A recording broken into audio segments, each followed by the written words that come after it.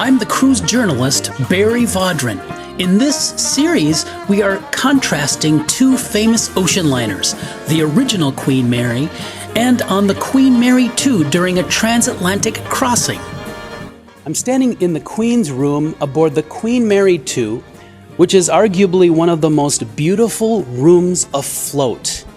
Reminiscent from the days of the transatlantic ocean liners and their fantastic ballrooms, the Queen's room aboard the Queen Mary 2 is very, very elegant, and it has the feel, a regal, luxurious feel of the days of the transatlantic liners. Let's go now and visit the first-class lounge aboard the Queen Mary.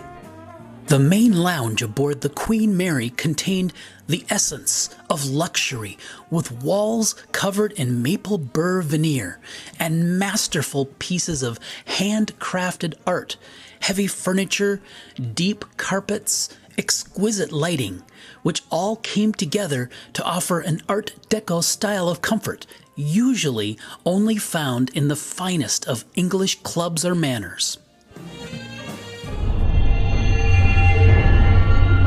I'm on the deck of the Queen Mary 2.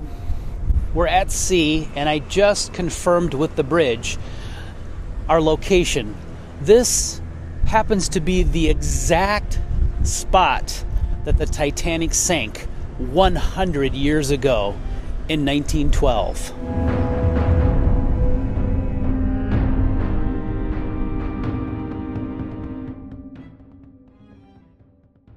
What steps do you take to make the most famous ocean liner the safest ocean liner?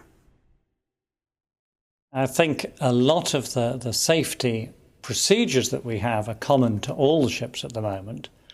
But I think what makes it the safest one historically particularly is the use of the technology that we now have, the electronics, the monitoring, the detection systems, which allow us to monitor the condition of the ship automatically a lot of the time.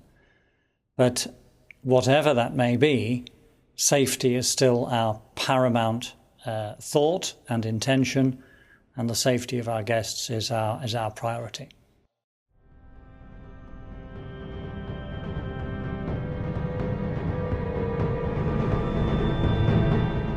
I'm here with John, and John is a passenger here on the Queen Mary 2. And now, John, this is really a great story. I love this. How did you come to your interest in the Queen Mary and the Queen Mary 2, and what brought you to this point right now on this transatlantic crossing? Well, I've always had an interest in ships and stuff like that. So I was looking around on YouTube and all that stuff, and I actually found your videos. So that's kind of what inspired me to come on this, because I was going to go to California with my family, and then I thought, why not just go on the Queen Mary, because my grandmother was on there in the 40s, and then we saw this, so what a better way to get to... So you saw one of my Queen Mary videos? Yep. Oh, that's funny. And so that, being on the Queen Mary in Long Beach kind of inspired you to come on this crossing. Right, yeah, exactly. That's really amazing. And you're having a great time? Best time of my life. John, thank you for being on the show. No problem, thank you. Wow, it can't get much better than this. I'm on a transatlantic crossing aboard the Queen Mary 2. I have a recommendation for you. The next time you're considering a luxury vacation, make sure that you visit Luxury Only at luxuryonly.com. From there, you'll get connected with a luxury cruise specialist. They'll take great care of you, the kind of service you would expect from a first-class operation. Contact Luxury Only at luxuryonly.com.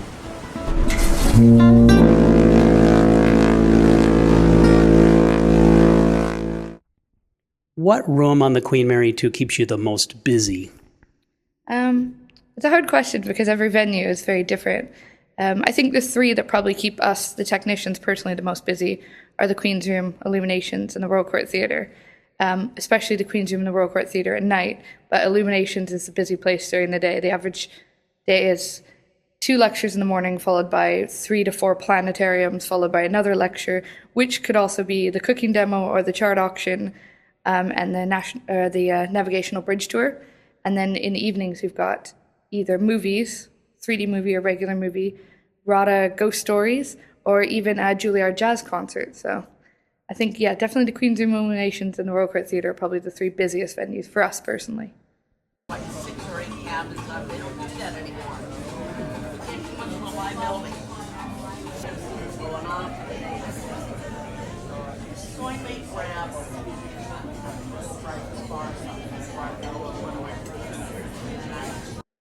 We're in the Golden Lion pub aboard the Queen Mary 2, and we just we're trying the fish and chips, which is really fabulous. What do you think, dear? Yes, I really like them a lot. It's very good.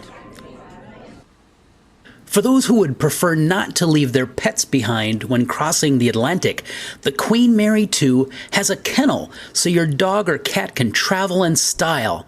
On our crossing, there were 6 dogs and 6 cats.